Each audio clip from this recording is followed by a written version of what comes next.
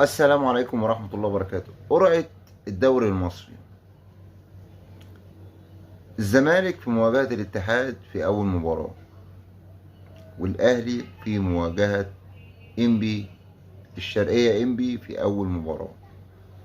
تمام. القرعة مطلعة إن الزمالك هيلعب 12 مباراة في ملعبه و6 مباريات خارج ملعبه.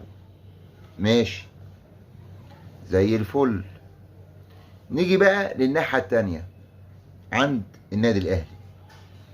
القرعة أو القرعة مطلعة إن الأهلي هيلعب 16 مباراة داخل ملعبه والتلات مباريات بس خارج ملعبه.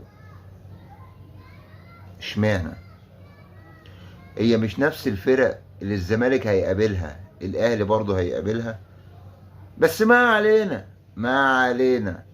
هي قرعة، وقرعة بالذكاء الاصطناعي، مش فارقة كتير. ماشي، يلعب 3 مباريات، يلعب المطوشة كلها على ملعبه، مش فارقة كتير. ما هي متعودة كل سنة بنفس النظام، مش حاجة جديدة علينا يعني، مش حاجة جديدة علينا.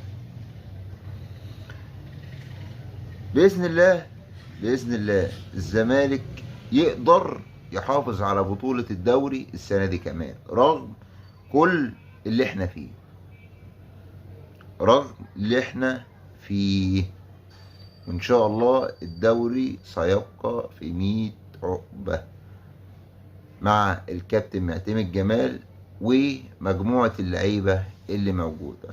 وإن شاء الله مع عودة شيكو بنزا اللي نزل صورة النهاردة مسخرة، وخوان بزيرة، الدنيا هتظبط والدنيا هتبقى زي الفل.